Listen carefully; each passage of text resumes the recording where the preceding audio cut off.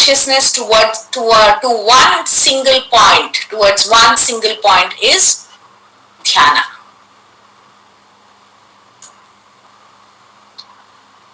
And meditation can be on, number one, please make a note of it, noble thoughts, mantra, second one, third one, image or words. So you can concentrate, pratyaya or the object of concentration can be all these things. And what is a prerequisite for meditation? It involves self-analysis. I spoke about self-analysis yesterday. So when we do self-analysis, what happens is we can take corrective measures for removing the impressions from our subconscious mind. That is why self-analysis is very important. And we have three types of dhyana. This is from Gheranda Samhita, which I have taken. The first one is Rupa Dhyana. Rupa Dhyana is doing meditation on the form of the deity. Whatever your Ishta Devata. And second one is Guna Dhyana. Guna Dhyana is meditation upon the attributes of the deity, like Vishnu Sahasranama.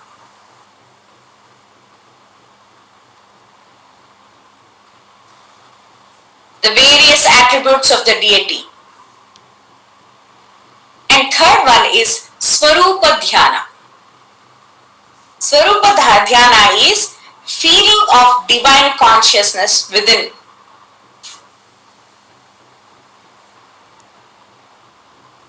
Swarupa is, your individual soul. And what are the values for meditation? There are two values for meditation. One is Viveka and second one is Vairagya. Viveka is discrimination, Vairagya is detachment. And there are 5 features of dhyana. Please make a note of it. The first one is one-pointed attention.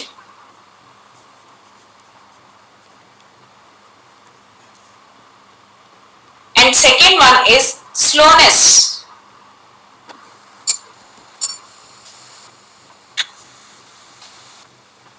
And the third one is wakefulness.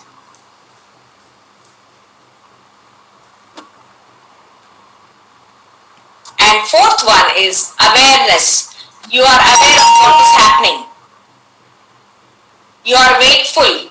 That means you are not telling that you are meditating and dozing there. And fifth one is expansiveness. You will be able to expand your constricted egoistic self to all pervasive awareness.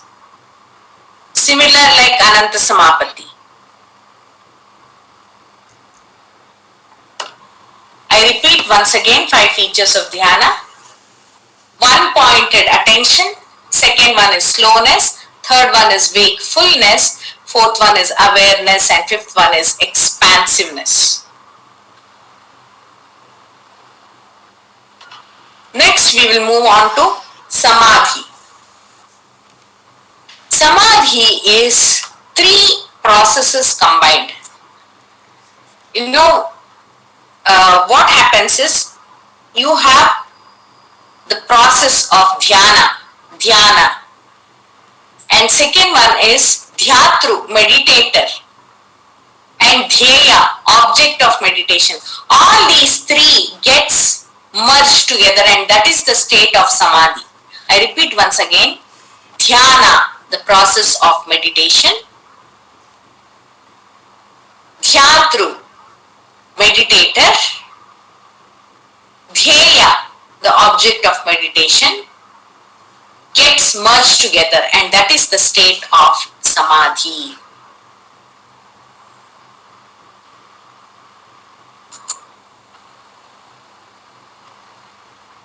It's a complete absorption.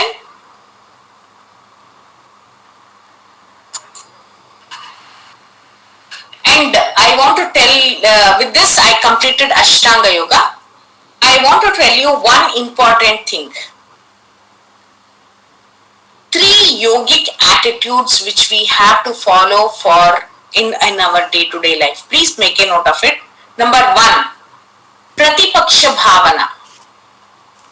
Pratipaksha Bhavana is whenever you see a negative attitude, please replace that with positive attitude. This is from Patanjali Yoga Sutra, 2nd Pada, 33rd Sutra. Vitarka Badane Pratipaksha Bhavanam, he says. Whenever you are troubled with negative emotions, please replace with the opposite one. This is the Pratipaksha Bhavana, the first attitude.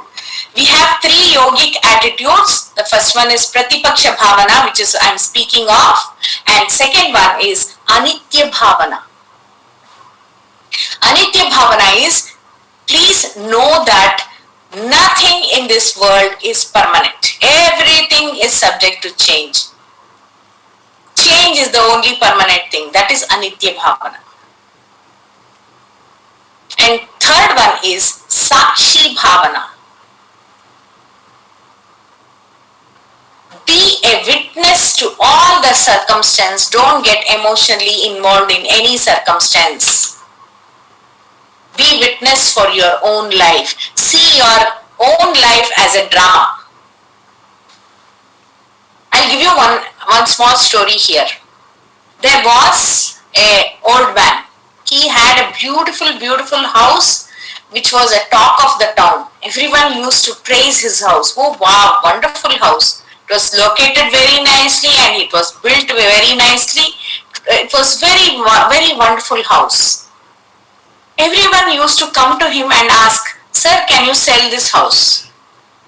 He would say, "No, I'm sorry, I can't sell this house." And what happened is, once he had gone outside, when he came back, his house was burning. And everyone was helplessly standing outside. They had called the fire engine and they were helplessly watching that house burning. And this man came and he saw his wonderful house burning and he was in tears. He started weeping as if his heart was melting with tears, like he was devastated, was crying. And the first son, he had 3 sons. The first son came to him and said, "Sir, don't worry. When you were not there, I have sold this house.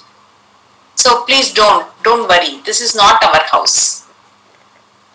So this man, he was looking at that house. Whatever tears rolled, it rolled back and he was just witnessing, he was just looking at the house burning.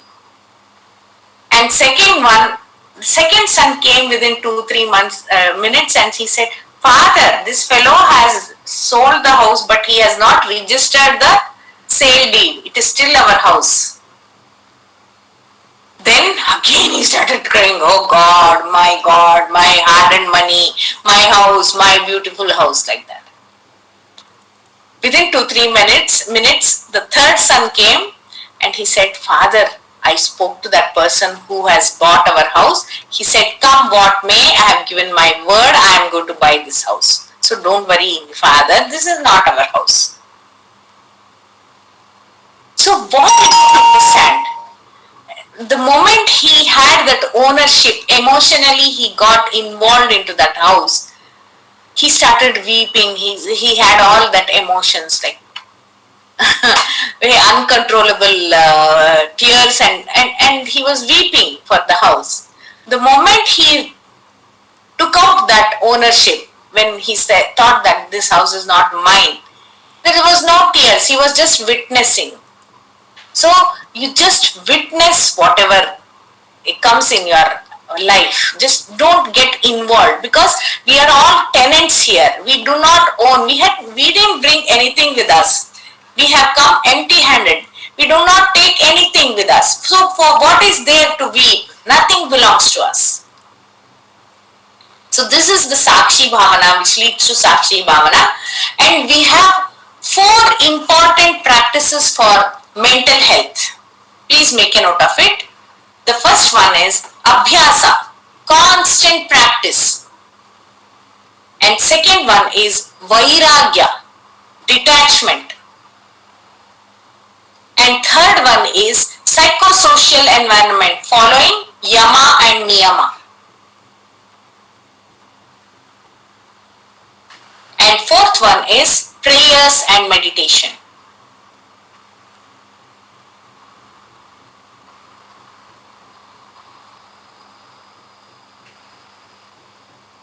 Please read one of the book, Prayers of Queen Kunti by ISKCON.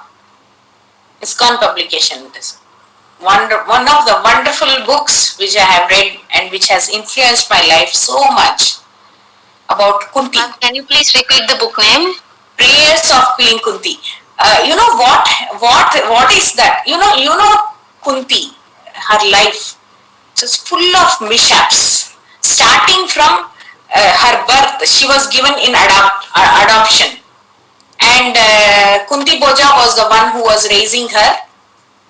And what he did was, when she was 8 years old girl, small girl, he put her into service for Durvasa Muni, was the most angry person. He would, with little imbalance, he would curse that person, whoever is doing seva, like that he was. So she was sent for seva, to do seva to him. And this lady, with all her perseverance, she did so nice seva that Durvasa gave her that boon, you know that boon. So whoever you meditate upon will come and give you the baby. So this girl, she was 8 years old girl, very curious. She saw the rising sun, beautiful rising sun, and she's meditated up. Just she wanted to take that boon and try. And she tried and she got a baby. A mother without wedding. So what she did was, she was so scared about the society, she just floated that baby in Ganga. Not easy to do that. The first mishap happened in her life, and she was given to Pandu Maharaj. And when she came for, when she got married, this first day itself, before their first night itself, he had to go for war with Madra Naresh. And there he goes for war, and he wins over there, and he says, Madra Naresh, he says, Appa, please take my daughter. You be my son-in-law, please leave me alone. He says he gives his daughter in marriage, and the second day itself he brings Madri as a co-wife. Magnanimity of character. She sees her husband bringing the another lady. She brings Tali and Aarti, and she does, and she welcomes. Not easy. Okay, and next, Pandu was cursed, everything, and they had to go to the forest, and if he is about to mate, he will die, something, it will be their curse. And she had to share her boon with her co-wife. She gets 3 children, fine, but she also had to share her boon with with Madri. And she's so clever. She meditates upon Ashwini Devatas, and she gets 2. 1 stroke 2 she gets. Okay, and afterwards Pandu dies. Madri also she does Sahagamana, and single lady, she had to bring 5 children amidst of all politics. So much of politics, so much of problems. And all that stories, like what happened in Hastinapur and all. Not easy for her to bring that.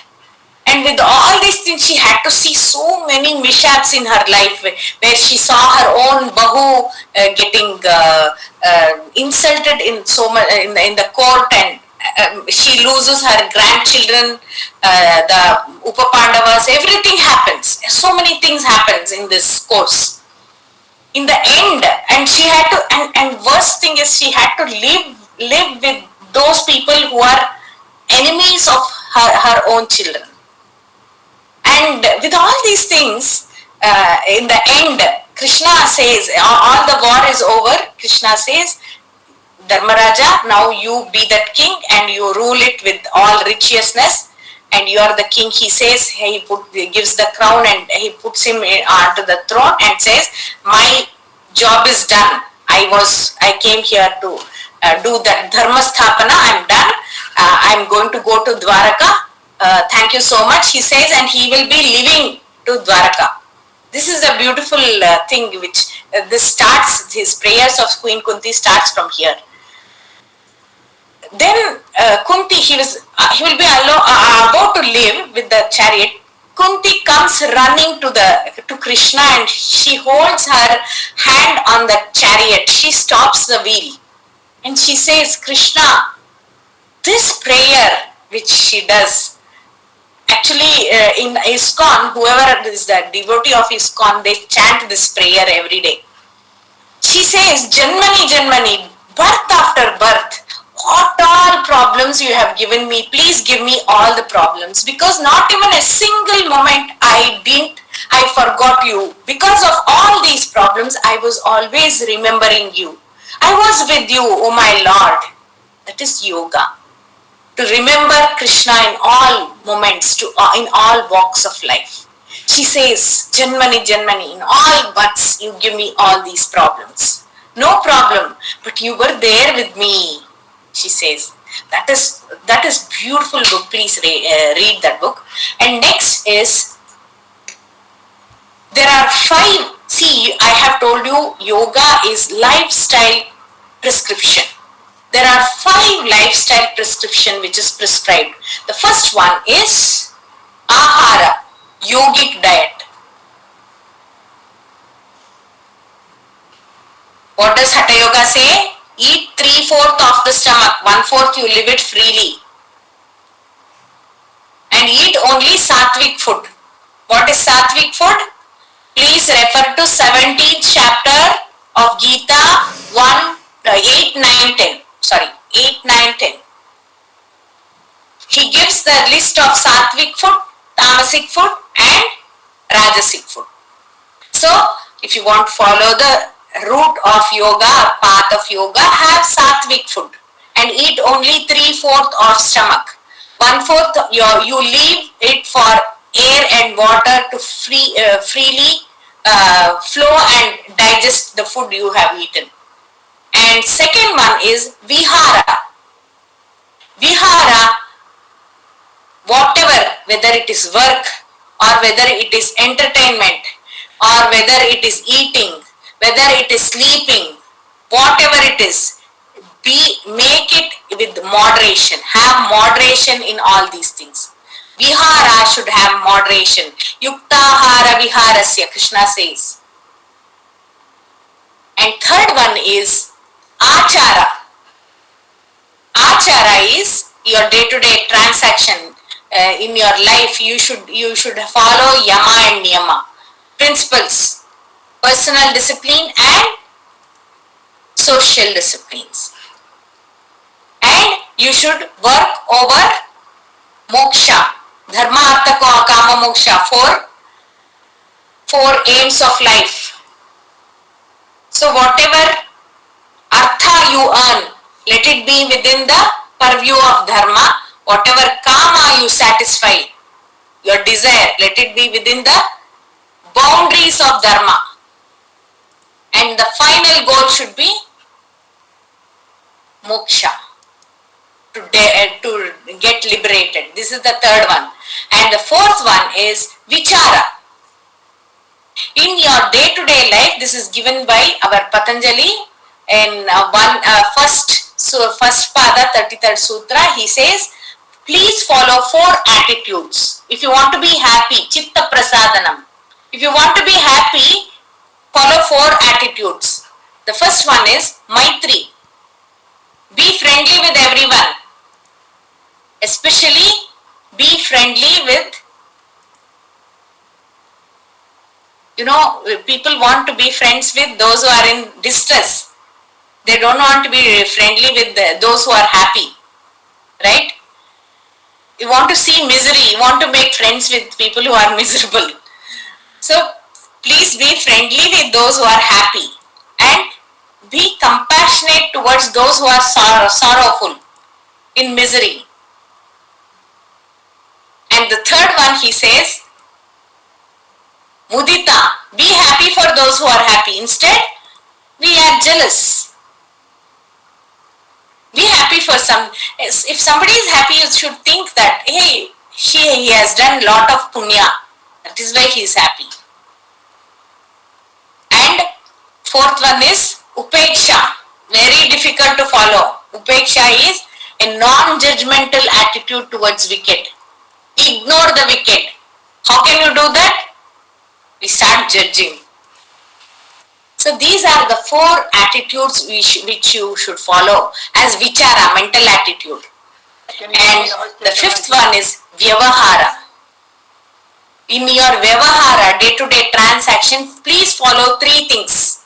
I have explained these 3 things yesterday.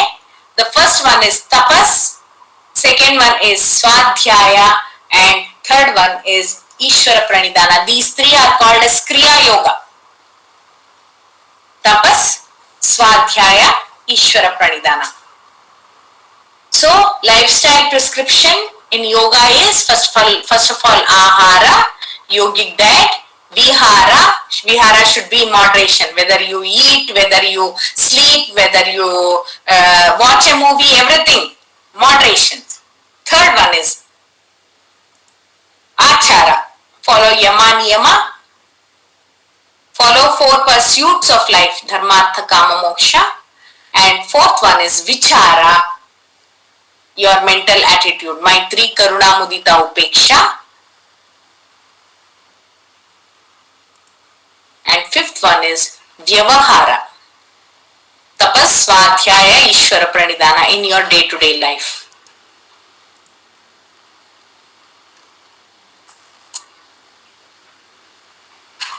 And the key for stress management is, please follow the 4 rules of Karma Yoga.